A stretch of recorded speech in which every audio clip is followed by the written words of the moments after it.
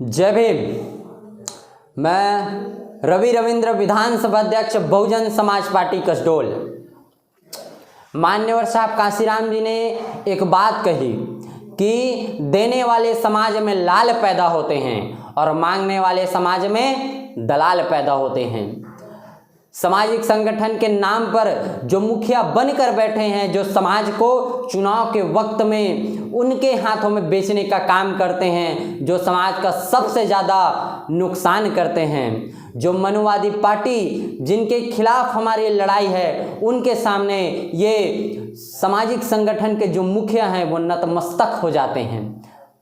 हमें बाबा साहब अम्बेडकर ने इस काबिल बनाया कि हमें जो ये मनुवादी लोग हैं इनके सामने मांगने की ज़रूरत न पड़े। हमें सबसे बड़ा अधिकार दिलाया, वोट का अधिकार। और जो बहुजन आवाम है, जो बहुजन समाज है, उसके पास सबसे ज़्यादा वोट है, 85%। उसके बाद भी ये लोग सामाजिक संगठन के नाम पर अपने समाज को बेचकर इन्हीं मनुवादी पार्टियों के सामने नतमस्तक होकर उनके सामने अपना हाथ फैलाए हुए हैं। उनसे आवेदन निवेदन कर रहे हैं कि विधानसभा में, जिला पंचायत में या राज्यसभा में हमें भेजें, हमारे समाज के लोगों को भेजें। क्यों भाई, आपको क्यों भेजेंगे?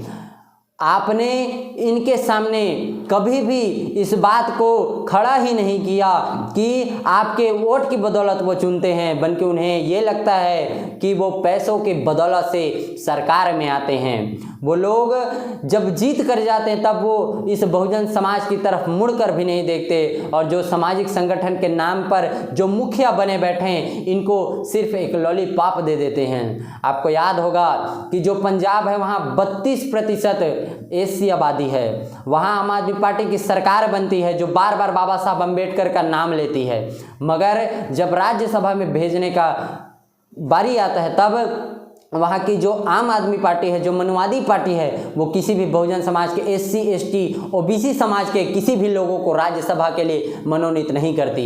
यहाँ की जो कांग्रेस सरकार है, जहाँ पर हमारे लोग स्टाम्प पेपर में भी लिखकर ये कह रहे हैं कि अगर हम कांग्रेस सरकार हमें चुनती है तो हम समाज के जो लोग हैं उनके हक अधिकार की बात करेंगे। आप देखिए कि कांग्रेस सरकार आपको क्यों चुनेगी? जो पूना पैक्ट की वजह से आपको 10 सीट मिल रहे, सरकार 10 से 11 सीट आपको देना नहीं चाहती। जो भाजपा सरकार है, जो भाजपा के लोग हैं, जो भाजपा को चलाने वाले हैं, वो भी आपको 10 से 11 सीट देना नहीं चाहते। जितनी आपकी सीटें हैं आरक्षण के बदौलत, सिर्फ आपको उतनी ही सीटें मिलती है।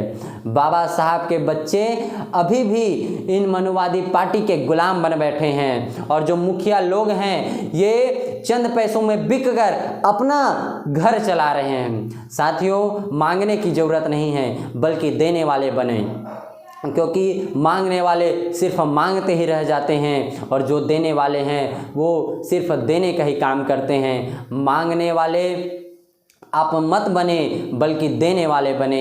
और देने वाले कौन होता है? देने वाले राजा होते हैं। अपने वोट से अपना राजा चुनो। ये कांग्रेस और भाजपा की गुलामी करना बंद कर दीजिए। और जो सामाजिक संगठन समाज के नाम पर, हमारे महापुरुषों के नाम पर संगठन चलाते हैं, उनसे सवाल पूछिए कि जब हमारी लड़ाई इनसे है तो चुनाव के वक्त में आप इनसे पैसा लेकर इनसे गठबंधन क्यों कर लेते हैं? अगर हम अपने सामाजिक संगठन के मुखियाओं से ये सवाल पूछेंगे तभी हम एक नया समाज बना पाएंगे। तभी जो सामाजिक परिवर्तन की बात हम कर रहे हैं, इस बात को हम पुख्ता रूप से, इस बात को हम रख पाएंगे और इस जंग को हम जीत पाएंगे। सामाजिक व्यवस्था परिवर्तन के लिए, सेल्फ रिस्पेक्ट के लिए हमें अपनी आँखें खोलनी होगी और मांगने वाला नहीं बल्कि देने वाला बनना होगा, जो बाबा साहब और मान्यवर साहब कांशीराम चाहते थे। और ये हो सकता है हमें अपने वोट का सही इस्तेमाल करना होगा, तभी जाकर हम अपने लोगों को मांगने वाला नहीं देने वाला बना सकते हैं। जय भीम, जय भारत।